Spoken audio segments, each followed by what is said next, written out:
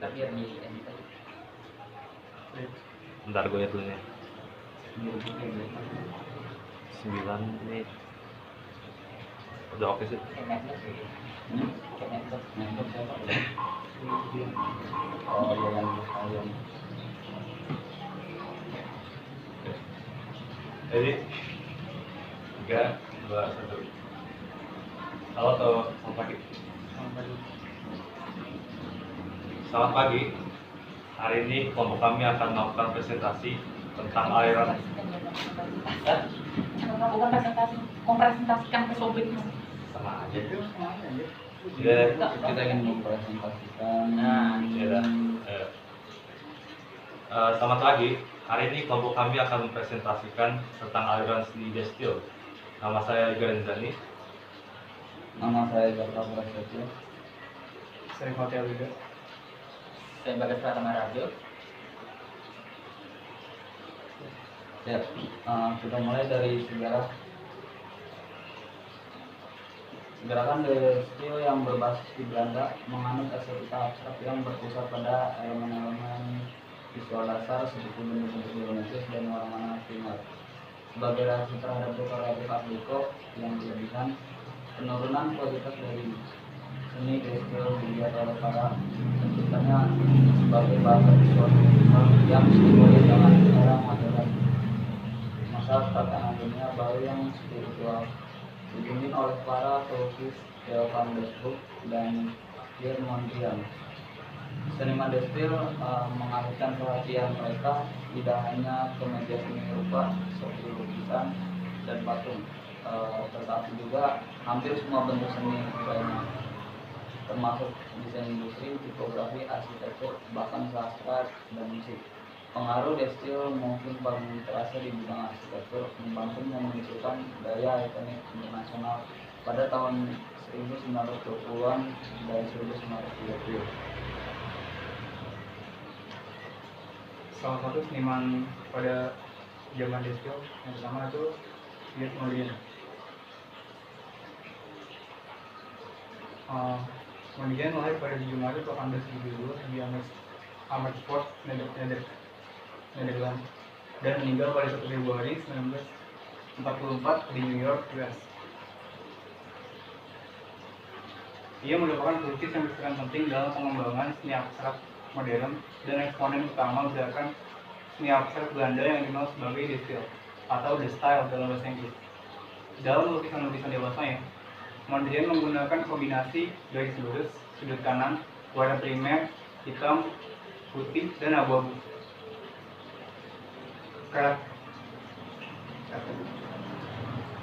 Belum lagi. Ya, dari awal itu ya. Ya. Coba geser dulu. Belum lagi. Yang ini. Nanti geser dulu.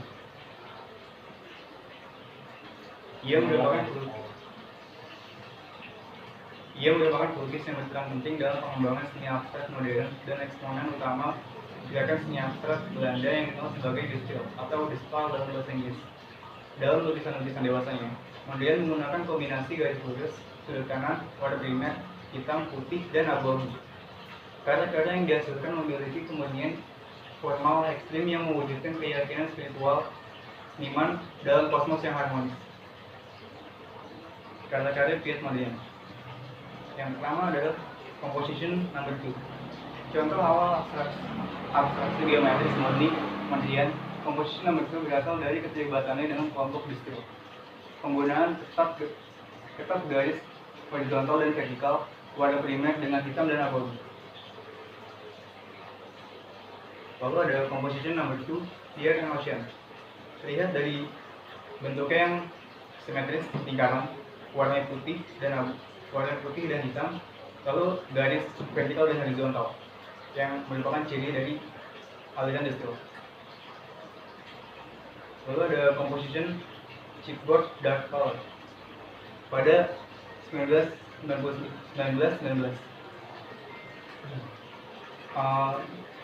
Lalu ada tableau 2 pada 1922. Ini terlihat aliran destil dari garis batas yang tegas, warna hitam, lalu warna biru, merah, dan kuning sebagai warna primer, dan warna hitam. Lalu ada New York City pada 1942. Ini juga terlihat dari garis vertikal dan horizontal dan warna keringannya. Selanjutnya, Jacobus Johannes Peter Oud. Ia lahir tahun 9 Februari 1890 di Purmerend, dekat Amsterdam. Meninggal pada 5 April 1963, Wassenaar, dekat The Hague. Biografi. Ia menempuh pendidikan di Amsterdam dan di Universitas Teknis Delft. Setelah itu, ia bekerja dengan sejumlah arsitek di Leiden dan Munich. Pada 1916, ia bertemu dengan Theo van Doesburg dan mereka mengemukakan teori-teori Deesdeel yang kemudian digunakan oleh kelompok seniman avant-garde Deesdeel. Oud segera menjadi pendukung utama idiom Deesdeel dalam arsitektur modern. Pada tahun 1918, Oud dipilih sebagai arsitek perumahan di kota Rotterdam, di mana ia diminta untuk mendesain perumahan massal yang akan digunakan oleh para pekerja. Blok-blok perumahan yang kemudian ia rancang dibangun di Spaken 1918, Tuttenbeken 1920, dan Hof van Holland 1924 hingga 1927. Karya-karya Jacobus Johannes Peter Oud. Yang pertama, Spaken 1918, itu dia membuat di kata ini kata jawab sekarang. Ini tahunnya beda. Enggak, katanya mulai dari sini aja. Ini tadi awal Enggak mulai dari ngomong sepakat 1918 baru. Spaken 1918. Itu di Rotterdam, dia membangun blok 1 dan blok 5. Lalu 1919 sama di Rotterdam, di Spaken juga, blok 8 dan blok 9. Tuttenbeken blok 1 dan blok 4 dan 6 di Rotterdam 1920 hingga 1921. Di Old House Westenhof Estate Stuttgart 1927, itu dia 5 Kalau ini nggak usah dilihatin kitanya, Iya. dilihatin saya kalau ganti orang. Kalau ganti orang. Row itu apa sih namanya? Row? 5 baris ya? Jadi lu baca nggak apa-apa, guys. Gak bakal dilihatin lu ya. Itu baca gitu. Paling sekali doang. Ya, pas pergantian mungkin dilihatin. Tapi pas baca nggak dilihatin. Kapan baca enggak? Enggak. Baca enggak? Enggak. Kita fokusin di waktu pergantian orang aja. baru ganti isu dan bukan. Wait.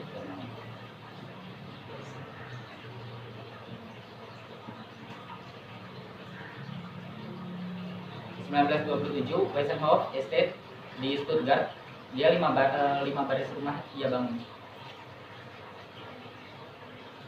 Karya-karya Jacobus Johannes Peter Oud lainnya dari periode ini dalam karir Oud termasuk desain fasad persegi panjang. Asimetris untuk Café de Unin di Rotterdam 1925 dan tempat tinggal pekerja di Hoek of Holland 1924 hingga 1927 dan area Kiphoek di Rotterdam 1924 hingga 1929. Café de Unie di Rotterdam tahun 1920.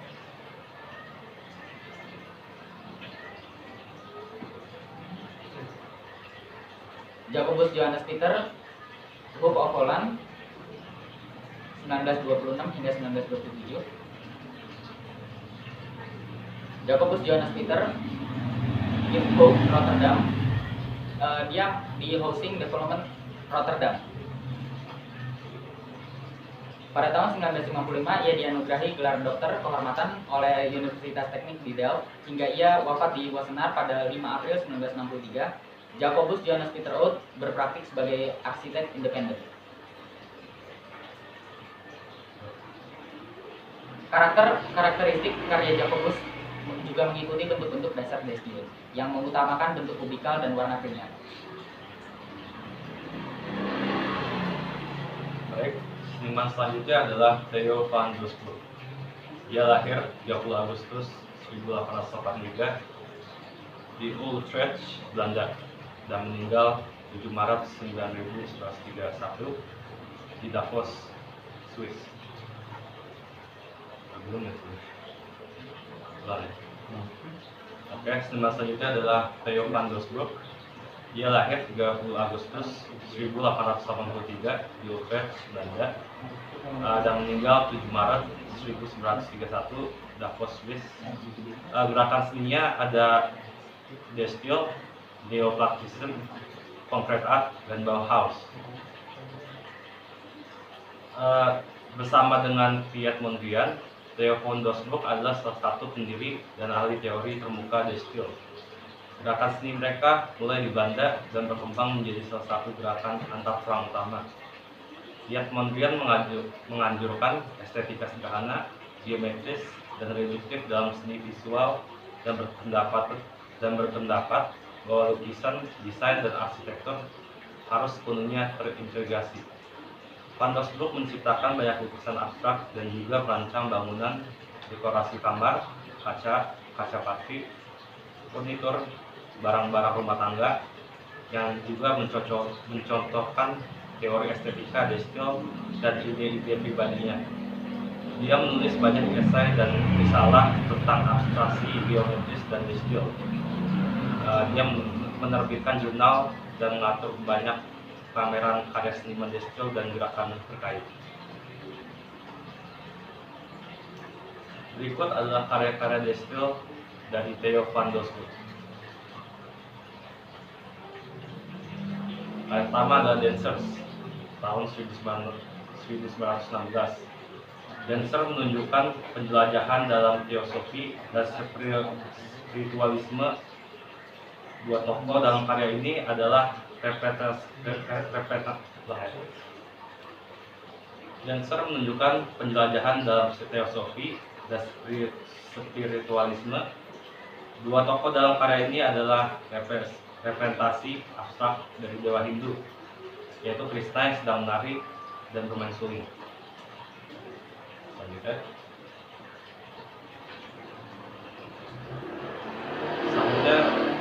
adalah Composition 8 atau juga bisa disebut Kau, tahun 1918. Dalam karya ini Van Doesburg melakukan abstrak dari gambar sapi dengan mengubah bentuknya menjadi susunan persegi panjang dan kotak berwarna-warni yang terkoordinasi. Selanjutnya adalah Stained Glass Composition 4 tahun 1918. Nah, karya ini diciptakan setelah Perang Dunia Pertama, dan karya ini memiliki persegi panjang kecil yang disusun secara rapi. Ini adalah karya untuk kaca ya. Dan selanjutnya adalah perspektif, gambar perspektif untuk Universitas Ponserhal tahun 1929-1930, dan ini adalah perspektif dari universitas itu dalam gaya De Stijl.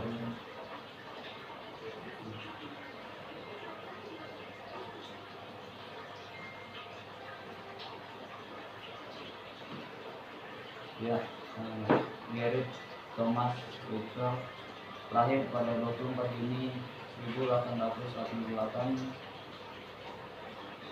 Iya, Utrecht, Utrecht, Daerahnya.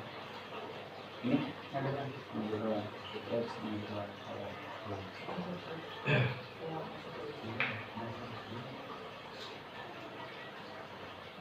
Gerrit Thomas Russell lahir pada 24 Juni 1888 di Utrecht, Nederland. Meninggal pada 25 Juni 1964 di Utrecht. Seorang arsitek dan desainer furnitur Belanda yang terkenal karena penerapan prinsip-prinsipnya dalam gerakan De Stijl. Setelah Perang Dunia II, ia menerima sejumlah komisi arsitektur penting, termasuk di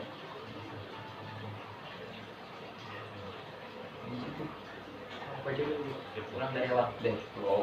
Ulang dari awal, gue mau jelasin Utrecht itu bacanya Utrecht. Berge apa? Yang mana sih? Berge. Yang mana? Oh, berge. Berge. Iya, Berge. Baca kayak Bergik. Berge. Iya diganti I. Hografen. Bergik.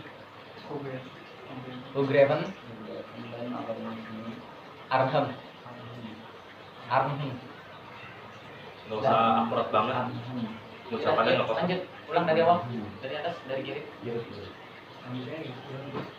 Selanjutnya Gary Thomas Richter lahir pada 24 Juni 1888 di Utrecht, Netherlands, meninggal pada 25 Juni 1964 di Utrecht. Seorang arsitek dan desainer furnitur Belanda yang terkenal karena menerapkan prinsip-prinsipnya dalam pergerakan detail. Setelah Perang Dunia II, ia menerima sejumlah komisi arsitektur penting, termasuk The Textile Works pada 1956, Bergik, pengembangan perumahan pada 1954 sampai 1956, Hografen, dan akademi seni pada 1962 di Arnhem.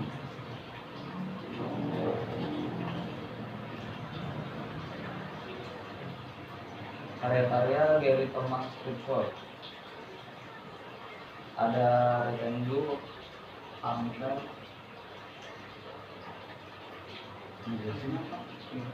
Sama kayak tadi. Nyari juga. Biasa aja nih, style-nya, tekstil, ya, itu tahunnya, ya, seluruh kasarnya warna. Dia menggunakan warna primer. Warna sekunder. Primer nggak merah. Primer nggak ya? Menggunakan warna primer dan garis-garis itu apa kayak apa sih namanya? Tegas. Garis-garis tegas. Ada yang di situ. Kayak yang lu lihat juga. Dia karakteristik dari Desjeux itu minimalis. Lu nggak lihat dari tadi penggunaannya itu tipis-tipis, nggak seribet-ribet sekarang. Iya. Nah ini lu biasanya aja nih kayu. Oh ini kayu. itu kayu. Kayu kan? Itu kayu. Apa? Ini kayu buat sih. Material. Jangan. Jangan dibuat itu material. Dan jelasin materialnya tuh mau dapat pertanyaan banyak. Kayaknya. Nah ini Saya cuma kan Arsitektur perbangunan Ya, tegas. Os di warna ini warnanya Garis-garis yang tegas, minimalis.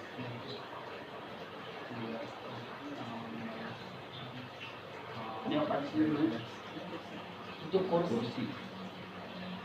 minimalis. Ya 3, 2, 1. Yang pertama ada rectangular set, sebuah kursi yang bentuknya cukup minimalis. Kemudian ada description set.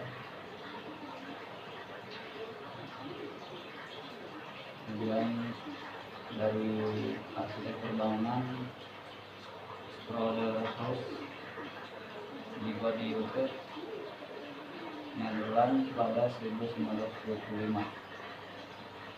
Exhibition Hall the Zandvoort pada 1955. Karakteristik gestur. Berikutnya adalah karakteristik display. Yang pertama adalah komposisinya harmoni dan kontras. Penggunaan warna primer, merah, biru, kuning, putih, dan hitam. Lalu diwujudkan dengan bentuk yang ringan, permainan bidang-bidang, dan pencahayaan. Lalu yang terakhir, garis-garis di batas warna kontras.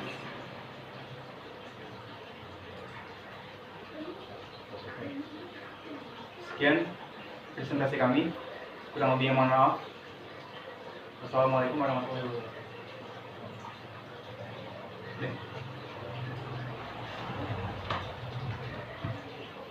Atau jangan sama-sama aja. Ayo. Bentar, 1, 2, 3.